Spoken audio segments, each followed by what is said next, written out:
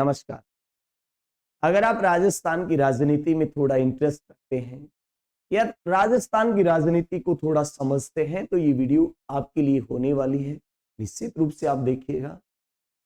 मामला है सुरेंद्र पाल सिंह टीटी को मंत्री बनाने को लेकर। क्या भारतीय जनता पार्टी सुरेंद्र पाल सिंह टीटी को मंत्री बनाकर फंस गई है? संवैधानिक प्रावधान क्या है? कौन है सुरेंद्र पाल सिंह टीटी?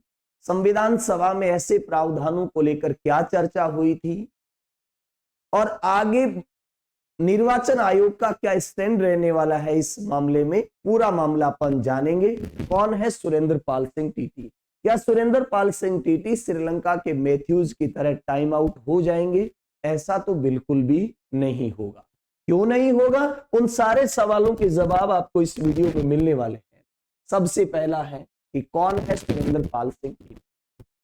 अपने राजस्थान के गंगानगर जिले में एक विधानसभा सीट है, करणपुर विधानसभा सीट। करणपुर विधानसभा सीट से कांग्रेस पार्टी के उम्मीदवार थे गुरमीत कुन्नर। गुरमीत कुन्नर की 75 वर्ष की आयु में चुनाव में नामांकन दाखिल करने के बाद निधन हो गया। जनप्रतिनिधि अधिनियम 1951 की धारा 52 के तहत चुनाव में नामांकन दाखिल करने के बाद किसी मान्यता प्राप्त राजनीतिक दल के किसी कैंडिडेट की मृत्यु हो जाए तो निर्धारित तिथि को चुनाव नहीं होते हैं। तो वहां पर जब अपने यहाँ बाकी जिलों में चुनाव हो रहे थे उस समय, बाकी विधानसभा सीटों में चुनाव हो रहे थे उस समय करणपुर में चुनाव नहीं हुए। जनप्रतिनिधि अधिनियम 1951 की धारा 52 के ही सब क्लोज 2 में कहा गया है कि 7 दिन के भीतर है ये निर्वाचन आयोग को सूचना देनी पड़ती है जिस राजनीतिक दल के कैंडिडेट की मौत हुई है। तो गुरमीत सिंह कुन्नर की मौत के बाद है ये कांग्रेस पार्टी ने निर्वाचन आयोग को सूचना दे दी और वहां पर चुनाव स्थगित हो गए। अब चुनाव स्थगित हो गए तो निर्वाचन आयोग को वहां अलग से तारीख जारी करनी पड़ी और वो चुनाव जनवरी 2024 में होने जा रहे हैं। सबसे पहली बात आती है कि क्या है संविधान में प्रावधान।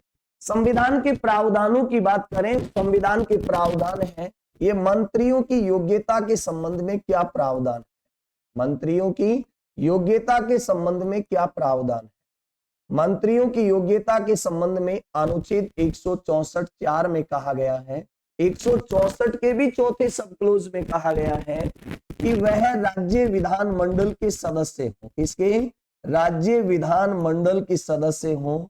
और अगर राज्य विधानमंडल के सदस्य नहीं है तो, अगर नहीं है तो 6 माह में सदस्यता प्राप्त करें। कितने माह में?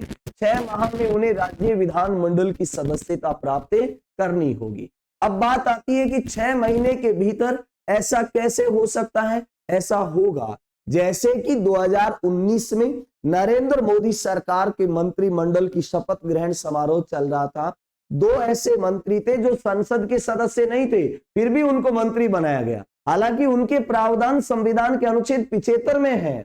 यहां राज्य मंत्री परिषद के संबंध में चर्चा हो रही है तो अनुच्छेद 164 के सब क्लोज में है। तो वहां पर 2 मंत्री थे, एक रामविलास पासवान और एक एस जयशंकर। रामविलास पासवान आजकल इस दुनिया में नहीं है, एस जयशंकर है, ये विदेश मंत्री है। ये दोनों ही संसद के सदस्य नहीं थे, फिर भी उनको मंत्री बनाया गया। या फिर 1977 का उदाहरण ले सकते हैं, जब 1977 में राजस्थान के मुख्यमंत्री भैरू सिंह जी शेखावत को बनाया जा रहा था। उस समय भैरू सिंह जी शेखावत राजस्थान विधानसभा के सदस्य नहीं थे। तत्पश्चात वो छपड़ा विधानसभा सीट से चुने गए थे। तो अनुच्छेद 164 में प्रावधान है कि राज्य विधानमंडल के सदस्य हो और अगर नहीं है तो 6 महीने में सदस्यता प्राप्त कर ले। और अगर 6 महीने में सदस्यता प्राप्त नहीं कर पाता है तो इस 6 महीने के दौरान किए गए कार्य तो वैध होंगे लेकिन उन्हें पद छोड़ना होगा। ये तो है अनुच्छेद 164 का संवैधानिक प्रावधान। और किसी भी मंत्री को अनुच्छेद 164(3) के तहत संविधान की 3rd शेड्यूल के तहत दिए गए प्रारूप के आधार पर पद एवं गोपनीयता की शपथ है, ये प्रत्येक मंत्री को लेनी पड़ती है। अगला है कि संविधान सभा में क्या चर्चा हुई थी। जब मंत्रियों की योग्यता के संबंध में चर्चा चल रही थी तो प्रश्न था 31 अक्टूबर 1948 के दिन का। और प्रश्न मंत्रियों की योग्यता के संबंध में सेम इसी प्रकार का प्रश्न था कि अगर कोई मंत्री पद पर रहते हुए विधायक का चुनाव लड़ेगा तो क्या वह आचार संहिता का उल्लंघन नहीं माना जाएगा। कोई संवैधानिक पद पर बैठा हुआ व्यक्ति चुनाव मैदान में जा रहा है तो क्या यह संवैधानिक उल्लंघन नहीं होगा। तो उस स्थिति में संविधान सभा के सदस्यों का एक तर्क था, और तर्क ये था कि मान लीजिएगा कोई मंत्री है और वह मंत्री पद पर रहते हुए विधायक का चुनाव लड़ता है। कोई केंद्र सरकार में मंत्री और मंत्री रहते विधायक का चुनाव लड़ता है तो क्या वो आचार संहिता का उल्लंघन नहीं है। जैसे कि अपने बीकानेर के ही सांसद हैं अर्जुन राम मेघवाल।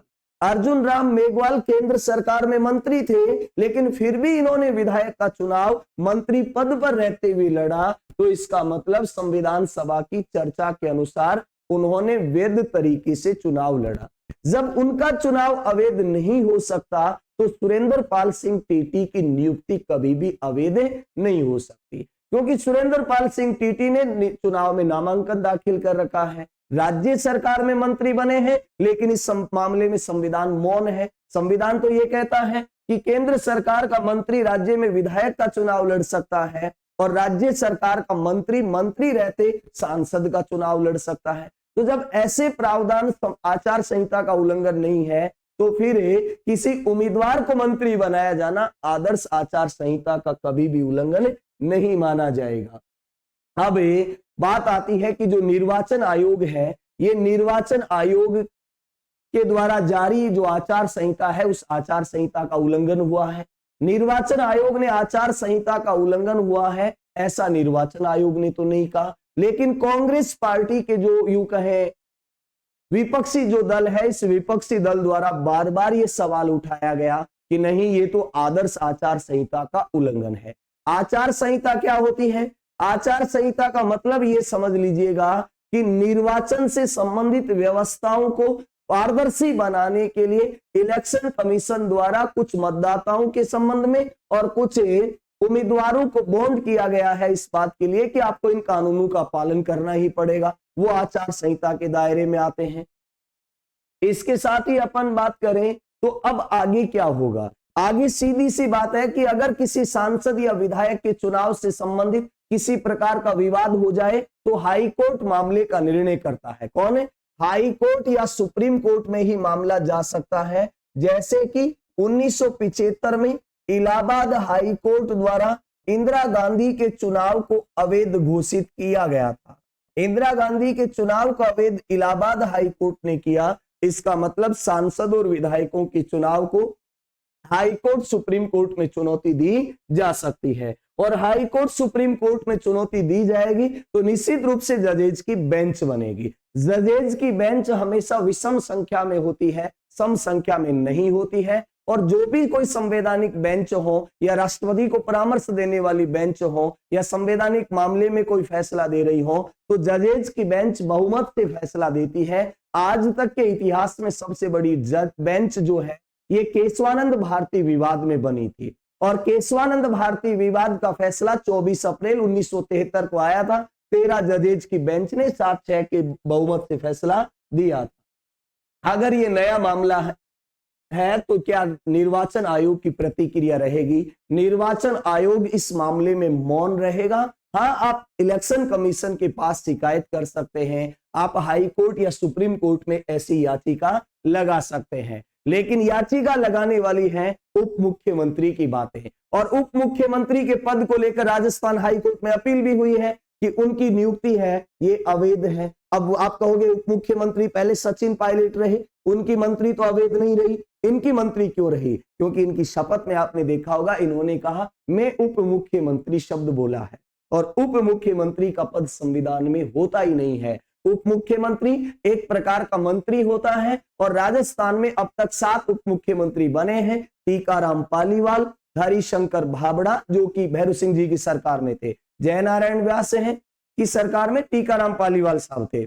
इसके अलावा कमला बेनीवाल और बनवारी लाल बैरवा अशोक गहलोत सरकार में, सचिन पायलट अशोक गहलोत सरकार में, और ये प्रेमचंद बैरवा और दिया कुमारी, ये भजन लाल जी की सरकार में मंत्री बने, उप मुख्यमंत्री बने हैं।